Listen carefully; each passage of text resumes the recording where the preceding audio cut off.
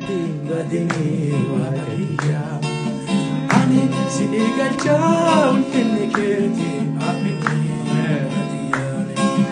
أو سيجا نالا تكتي بدني وهديا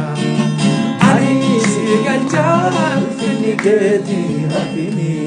بديا Namin kabuyan Itejata